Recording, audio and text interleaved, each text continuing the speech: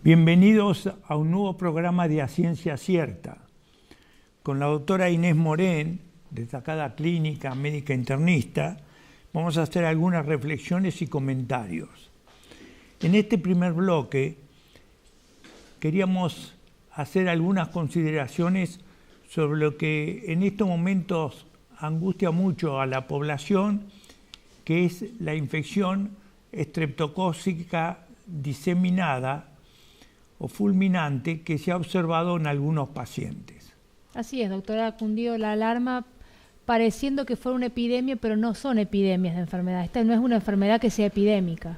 No, es una enfermedad que existe habitualmente porque más o menos un 25 a 30% de las personas tenemos el estreptococo en la garganta que periódicamente nos da la faringoamigdalitis, que se trata cuando se documenta con penicilina, amoxicilina o acitromicina en los pacientes alérgicos, y cuando pasa la sangre da un cuadro de septicemia. ¿Y cómo darse uno cuenta de que está en una situación importante?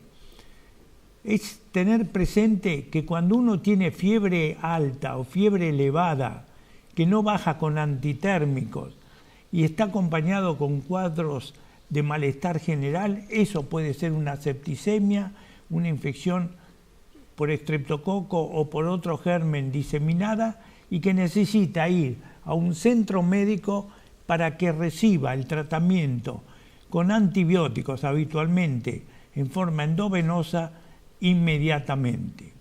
Como le decíamos, en Estados Unidos hay aproximadamente entre 200 y 300 casos por año y en nuestro medio de 20 a 30. ¿A qué edad puede afectar? Bueno, puede afectar a cualquier edad la presencia de Streptococcus pyogenes y hay muchas personas que lo tienen como un portador asintomático, le decimos nosotros, o sea, sin tener dolor de garganta ni nada, se hace un hisopado y aparece este germen. Quiere decir que no es un germen maligno, que es un germen que haya que erradicar, sino como usted bien dijo, doctor, cuando estén las alarmas de fiebre y que la persona no mejore, debe acudir a una guardia para ser evaluado y no llegar tardíamente. Exactamente. Inés, en este primer bloque habíamos programado hacer algunas consideraciones, reflexiones sobre el accidente cerebrovascular. Es una situación que cuando se presenta angustia un montón. ¿Por qué no nos contás un poco cómo se puede presentar y qué debemos hacer? Bueno, el accidente cerebrovascular, también llamado ACV, no debería llamarse verdaderamente accidente, salvo que suceda por una causa que no es muy frecuente, que es, por ejemplo, que se rompe un aneurisma del cerebro y ahí se provoca un accidente cerebrovascular porque el cerebro se llena de sangre y como tiene un hueso, que es la calota craneana, no se puede estirar como si fuera un brazo con un hematoma, entonces se comprime el cerebro, que es un órgano noble. Bien. En los pacientes que no tienen esa circunstancia de ruptura de aneurisma, de malformaciones arteriovenosas, se dice que se llama mal accidente, porque para que alguien tenga algún problema, porque no llega sangre al cerebro o porque hay una hemorragia, es porque no cuidó algunos factores de riesgo. Esos factores de riesgo para llegar al accidente cerebrovascular son el colesterol alto, el sobrepeso, la hipertensión arterial, la diabetes o una conjunción de enfermedades, por ejemplo inmunológicas, que cuando no están controladas favorecen que las arterias del cerebro se dañen. ¿Cuáles son los primeros síntomas que uno puede tener o presentar y debe tener presente esta situación?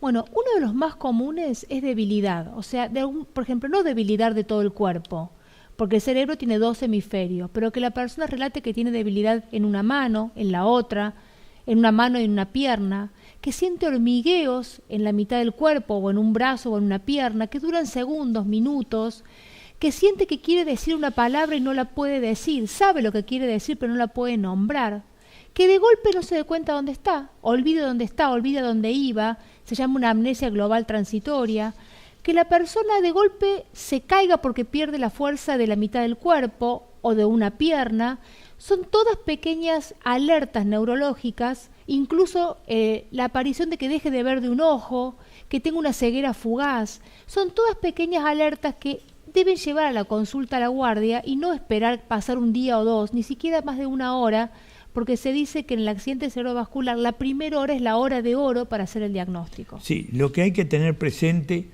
que cuando uno tiene alguno de estos síntomas o signos que vos también mencionaste, uno tiene que ir a un buen centro médico, a un centro médico que en general, o a un hospital que en general tenga una atención total, es decir, médica, diagnóstico por imágenes, neurología, etc.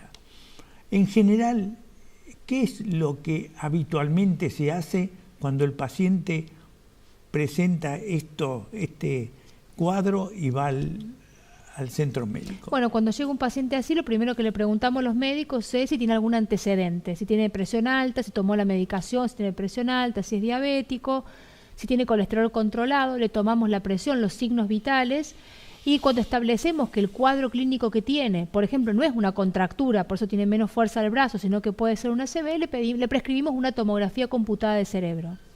¿Qué buscamos en la tomografía? Buscamos ver si hay o no sangre adentro del cerebro. Esa es la primera aproximación. Si no hay sangre, podemos, por algunos signos clínicos en la tomografía, en la imagen, sospechar que sea un evento isquémico. Y también le hacemos un electrocardiograma a ese paciente porque hay una arritmia, que es la fibrilación auricular o la aleteo auricular, que cuando el paciente no la tiene diagnosticada o no está controlada o no está anticoagulado por la fibrilación auricular, la aurícula, que es una parte del corazón, que es como una bolsita, junta coágulos. Y a veces esos coágulos se disparan por las arterias y tapan una arteria del cerebro porque son pequeñitos, y en ese caso hay que hacer un tratamiento distinto. Estos accidentes o ataques cerebrales, ¿son frecuentes, poco frecuentes?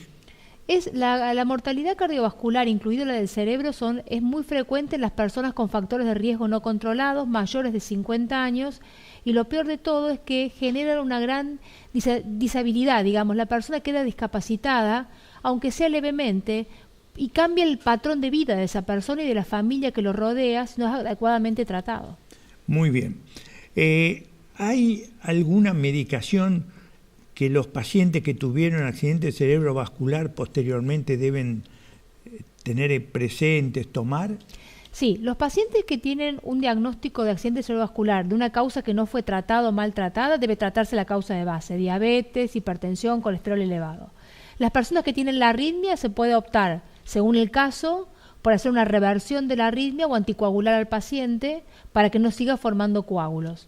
La medicación de la ACV no es estricta del cerebro, sino es todos los factores de riesgo controlados para que no vuelva a suceder el evento. Muy bien.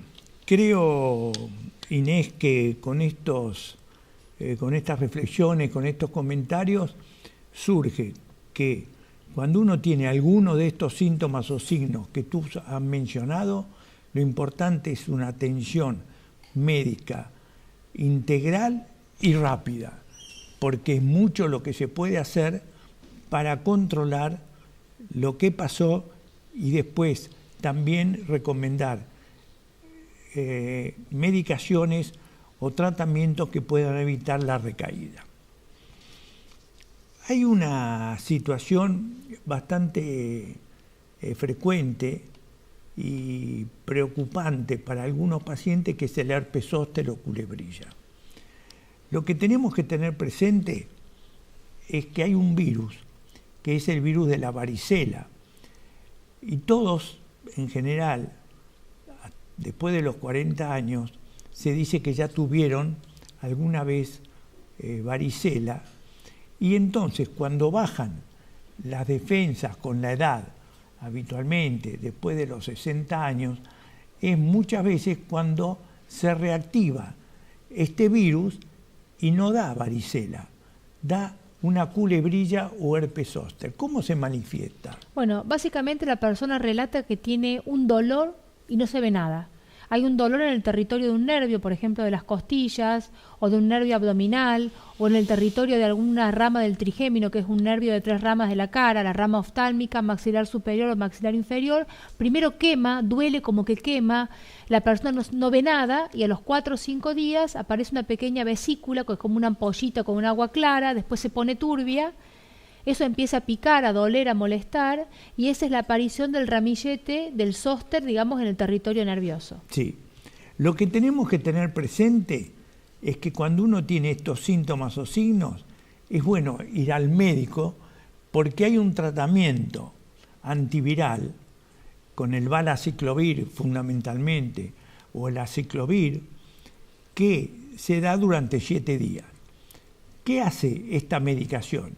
Esta medicación acorta la evolución y muchas veces previene lo que más preocupa, que es la neuralgia posherpética. Lo que tenemos que tener presente es que hoy existe una vacuna que puede ser útil para prevenir el herpes zóster. ¿Quién se las tiene que dar? No está en el calendario, es una vacuna relativamente cara, pero es muy útil. Y uno puede, en muchos centros públicos, farmacias, conseguirla, es el Zostavac, que la aplicación de esta vacuna puede prevenir la aparición del herpes zóster o culebrilla. Hay muchos que dicen, voy al curandero, y el curandero le da la tinta china. Con tinta china o sin tinta china, las lesiones duran 7 días. Pero lo más tremendo e importante es el dolor o la neuralgia posherpética. ¿Qué se puede hacer para eso? Bueno, en esos casos se pueden dar suplementos de vitamina B1, B6 y B12. A veces se puede suplementar con un poco de corticoides si el dolor es muy intenso, y analgésico, pero realmente el dolor de neuralgia posherpética, sobre todo en las ramas nerviosas del ojo, del maxilar, es muy, muy intenso. Sí, y ustedes saben que el dolor puede durar algunas veces entre 1 y 3 meses, y siempre algún antiinflamatorio, analgésico puede ayudar a que uno tenga menos dolor. En resumen, mis queridos amigos, en este primer bloque queríamos decirle entonces que lo que está ocurriendo con el estreptococo es una situación que puede darse y se da corrientemente, no en muchos casos, pero unos 20 casos a 30 por año tenemos, que es importante cuando uno tiene fiebre alta y no se siente bien, ir a una consulta médica porque puede ser que necesite que ser estudiado y tratado. Finalmente, tener presente los síntomas del accidente cerebrovascular, concurrir a un buen centro médico para que nos hagan un buen diagnóstico y nos den las recomendaciones para evitar la recaída. Así es, doctor.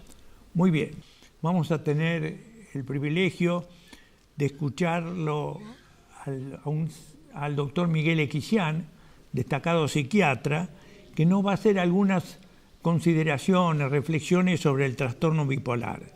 Pero a mí me gustaría previamente, Inés, que nos hagas algunas consideraciones sobre qué es el trastorno bipolar. Bueno, el trastorno bipolar es una enfermedad dentro de lo que es la salud mental, en el cual hay como dice su palabra, bipolar, hay una oscilación del estado de ánimo de las personas en más y en menos. En más, como si fuera una manía, son esas personas que, por ejemplo, en un año tienen periodos de hiperactividad, tienen proyectos, que limpian, que organizan, que producen, y a eso le sigue un periodo en menos, en los cuales hay depresión, apatía, bulia, no contacto con las personas. Eso, aunque parezca obvio, no son de diagnóstico fácil ni sencillo, ni son personas que en la primera consulta los médicos podamos darnos cuenta en la atención primaria.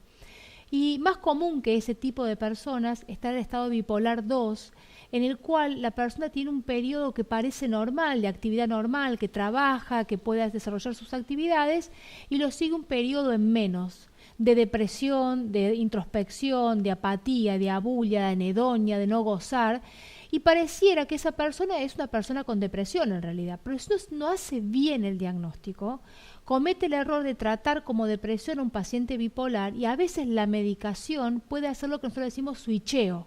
O sea, ese paciente cambia su estado de menos a un estado de euforia o de manía, y recién ahí es cuando aparece el verdadero diagnóstico. Bueno, entonces vamos a tener ahora el privilegio de escuchar un tape del doctor Miguel Equisián. Lo escuchamos. Hola, ¿qué tal? Muy buenas tardes. En este tiempo quisiera compartir con ustedes las novedades sobre lo que hoy cada vez se conoce más como el trastorno bipolar, un nombre relativamente nuevo para una enfermedad que ya los griegos 3 siglos antes atrás nos describían y que durante muchos años se la conoció como psicosis maníaco-depresiva. Es un cuadro médico psiquiátrico que afecta el humor de las personas y llevándolas a un plano positivo, máximo, en donde la persona se desnaturaliza por su euforia, por su insomnio, por su estabilidad, su excitabilidad, su grandilocuencia, su megalomanía, sentirse que todo lo puede, todo lo sabe, que puede durar semanas o algunos meses para después normalizarse y caer al poco tiempo en un cuadro de humor depresivo, para abajo, que puede ser intermedio o muy negativo, estableciéndose depresión orgánica muy fuerte, con ideas incluso suicidas, en donde hay que ayudar y tratar para que la persona pueda volver a su condición. Este cuadro afecta al 4% de la población, según la Organización Mundial de la Salud, tanto a hombres como mujeres, alrededor de los 20-25 años en adelante. Es una patología crónica en donde la palabra curar, como casi en toda la medicina, cada vez se usa menos, porque la persona puede sí estar controlada, de tal manera que puede vivir muy bien, siempre con ayuda para que ese estar bien pueda sostenerse en el tiempo. Hay diferentes tipos de énfasis clínicos de este cuadro bipolar. En este sentido hemos aprendido mucho del doctor Akishkal, que es una eminencia en el mundo, en donde en distintos congresos internacionales y hace un tiempo atrás en Buenos Aires, él nos comparte su experiencia en este campo. Hoy podemos detectar estadios de lo que llamamos el espectro bipolar, es decir, hay sujetos que están varios meses eufóricos y después varios meses depresivos, otros en el mismo día o en semanas oscilan para arriba y para abajo en el humor, y qué bueno es saber que contamos, gracias a Dios, con ayuda de la ciencia, para que con fármacos podamos atemperar, amenizar y hacer que estas diferencias en el humor sean más pequeñas, acercándolo al equilibrio. Para eso contamos de una droga madre que es el litio. Hoy tenemos el ácido valproico, la carbamazepina, el topiramato, la lamotrigina, el gabapentin y otros que nos ayudan a que el paciente pueda estar bien, estando medicado, pero rindiendo de la mejor manera en sus distintos quehaceres cotidianos.